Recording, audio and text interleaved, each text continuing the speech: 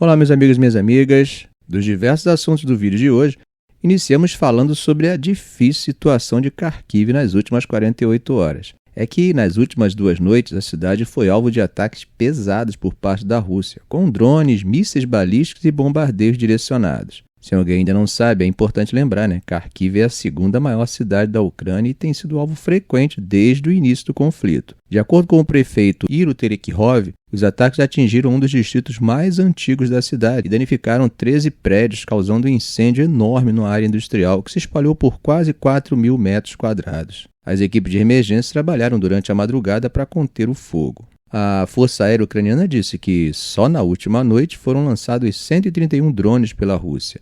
E eles afirmaram que desses drones eles derrubaram 57 e outros 45 não teriam atingido seus alvos, provavelmente por interferência eletrônica.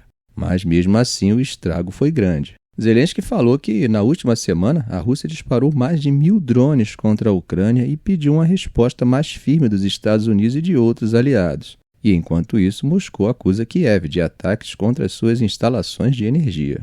Além disso, a cidade de Kupiansk, que fica a leste de Kharkiv, também foi alvo de um ataque com bomba guiada no domingo, que deixou 5 feridos e destruiu parte de um prédio.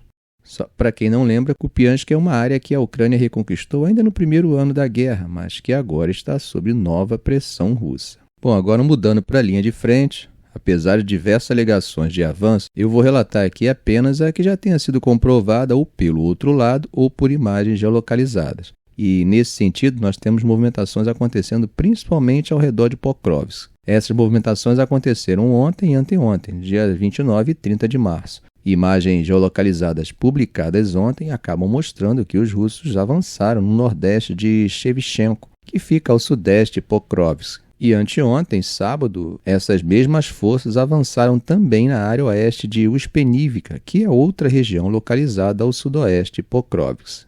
Bom, meus amigos, parece, e aqui eu estou reforçando o parece, tá? Que Trump está chateado com Putin e resolveu subir o tom em relação à Rússia. Eu digo parece porque já conhecemos Trump e suas técnicas de negociação de morde e assopra, mandando por vezes sinais trocados. Mas ele disse que está chateado com Putin e que, se sentir que Moscou está bloqueando seus esforços para encerrar a guerra na Ucrânia, ele vai impor tarifas pesadas sobre quem comprar petróleo russo. Bom, basicamente, Trump está falando em tarifas secundárias que vão de 25% a 50%. E o recado é claro, qualquer país que comprar petróleo da Rússia pode ser impedido de fazer negócios nos Estados Unidos. É uma ameaça que pode atingir especialmente China e Índia, que continuam comprando petróleo russo em grande escala. Hoje a Índia, por exemplo, é o maior comprador de petróleo russo transportado por navios. Trump estaria irritado porque Putin criticou a liderança de Zelensky e sugeriu que a Ucrânia deve ser colocada sob uma administração temporária para organizar novas eleições, o que para muita gente soa como uma tentativa de Moscou de enfraquecer o governo de Kiev. O interessante é que Trump, há não muito tempo, também questionava essa legitimidade de Zelensky. E por falar nisso, Trump deixou claro que se Zelensky tentar renegociar aquele acordo de recursos minerais que Washington está propondo, vai acabar enfrentando problemas. Ele acusou o presidente ucraniano de tentar recuar desse acordo, que, pelo jeito, está se tornando uma condição para seguir recebendo o apoio de Washington. Como vocês lembram, Trump já tinha imposto uma tarifa de 25% sobre a importação dos Estados Unidos de qualquer país que comprasse petróleo ou gás da Venezuela, Agora ele ameaça fazer o mesmo com quem compra petróleo russo. E ele ainda deixou no ar a possibilidade de aplicar sanções parecidas para quem comprar petróleo do Irã, se Teherã não avançar em um acordo sobre o programa nuclear.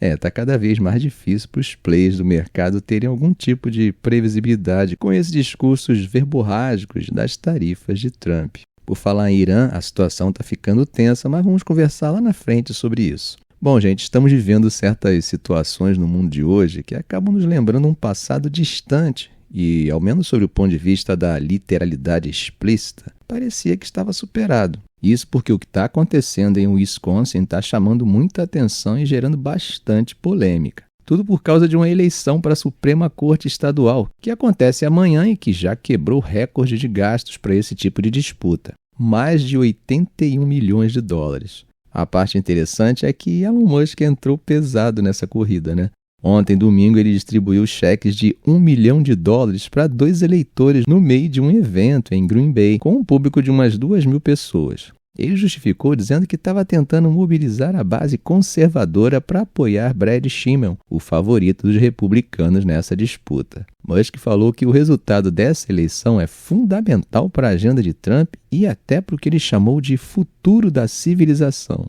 Segundo ele, se os republicanos perderem o controle da Suprema Corte em Wisconsin, isso pode afetar a questão distrital eleitoral e, consequentemente, o equilíbrio de poder na Câmara dos Estados Unidos. Já do outro lado, Susan Crawford, apoiada pelos democratas, está recebendo o apoio dos 4 juízes liberais que atualmente dominam a corte. Inclusive, o procurador-geral democrata do estado, Josh Cole, tentou impedir Musk de distribuir esses cheques, dizendo que isso viola as leis locais que proíbem dar qualquer coisa de valor para influenciar o voto. Mas a Suprema Corte de Wisconsin rejeitou o pedido ontem, poucas horas antes do comício de Musk. Musk disse que os cheques são só uma maneira de incentivar um movimento popular contra juízes ativistas e que isso é parte de seu direito de liberdade de expressão. Aliás, ele já usou essa estratégia antes, oferecendo $1 milhão por dia para quem assinasse petições em apoio às emendas constitucionais que defendem o porte de armas e a liberdade de expressão. O ponto é que, realmente, o resultado dessa eleição pode acabar impactando temas quentes como o direito ao aborto, poder sindical e regras eleitorais que vão pesar nas eleições de 2026 e 2028. Ou seja, gente, Musk está se posicionando como um grande influenciador, não só nessa eleição, mas em debates muito maiores, e usando para isso o seu poder de comprar eleitores. E aí, gente, o que vocês acham dessa nova velha forma de vencer eleições e impor sua vontade, hein? Bom, o fator Trump continua agitando as tensões políticas pelo mundo, né? E nessa linha, como eu havia adiantado, o clima entre Washington e Teherã voltou a esquentar e muito. Ontem, o líder supremo do Irã, Ali Khamenei, deixou claro que o país está pronto para reagir com força se os Estados Unidos tentarem qualquer tipo de ataque militar. Como vocês viram ontem, domingo, Trump afirmou que o Irã vai ser bombardeado se não aceitar a proposta que ele enviou em uma carta no começo de março. Bom, para quem está por fora do assunto, Trump deu um prazo de 2 meses para Teherã decidir se aceita ou não esse acordo nuclear que ele quer negociar. E o Irã respondeu na semana passada dizendo que até topa continuar conversando, mas só de forma indireta. Nada de negociações diretas com Washington por enquanto e que não aceitaria conversar sob pressão. Dessa vez, o Khamenei não deixou barato. Disse que se os Estados Unidos ou Israel resolverem atacar militarmente o Irã, a resposta vai ser um ataque pesado contra os Estados Unidos. E ele ainda mandou um recado sobre possíveis tentativas de desestabilização interna. Ele disse que o próprio povo iraniano lidaria com isso. O porta-voz do Ministério das Relações Exteriores do Irã, Ismail Baghei, foi além e chamou a ameaça de Trump de um insulto à paz e segurança internacional. E ele deixou claro que se o Washington escolher o caminho da violência, tem que estar preparado para as consequências. Gente, como temos dito, nesse mundo de incendiários está difícil encontrar bombeiros, hein? Ficamos por aqui. Se esse vídeo foi útil a você, faça um comentário, compartilhe em suas redes sociais, dê um like.